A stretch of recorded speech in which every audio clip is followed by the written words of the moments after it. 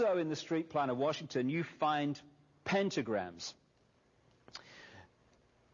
Symbols are not in themselves negative.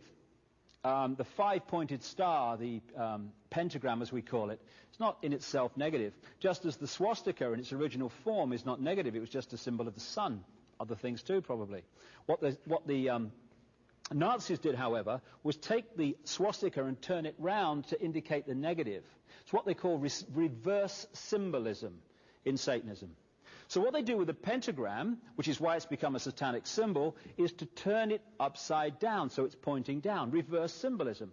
It's the same with the dove, Semiramis. To the general population, the dove equals peace, love, and all this stuff. Reverse symbolism, the dove equals death and destruction.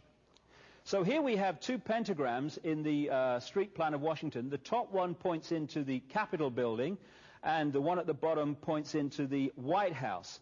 And not only do they reverse the pentagram to indicate the negative, another way of doing that is to distort the pentagram so it's not in a geometrically equal pattern. Some lines are longer than others, and that's what you see here.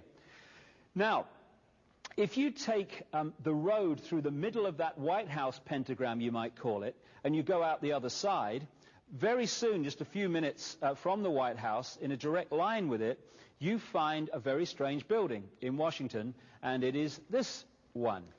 What you're looking at here is a building that looks completely out of place among the streets of Washington, the Washington environment, and that whole area. The reason is this is a particularly special building to the Brotherhood. It's got the feel of an Egyptian temple. In the middle there you see that depiction of the rising sun across the over the horizon, which is what you saw on the Washington sun chair earlier, and many other symbols of this Brotherhood are that sun coming up over the horizon or over the mountains.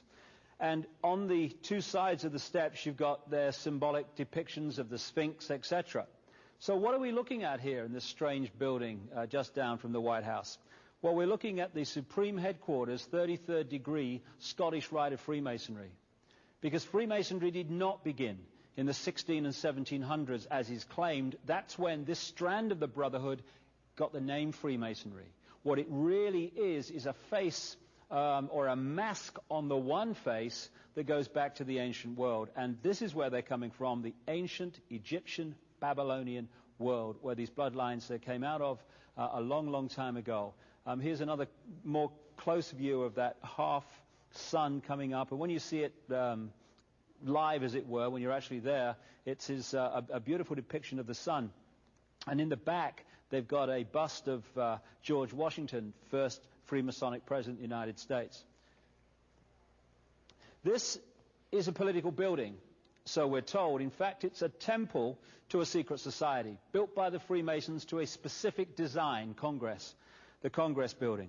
Where did it get its name from? Capitol Hill, from a sacred place of the Roman Brotherhood going way back called Capitoline Hill.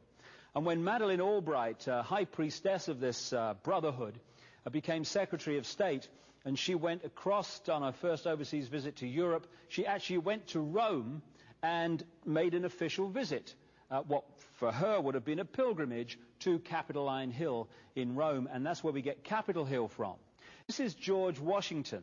In the last century, they decided they didn't have a decent statue of George, so instead of getting an American to produce one, they ordered it from Italy, from Florence. And when it arrived on the dockside, people were staggered, because here was George, the first president of the United States, depicted naked from the waist up with this cloth over his Bill Clinton's, and then pointing up one arm, pointing down the other. What's going on?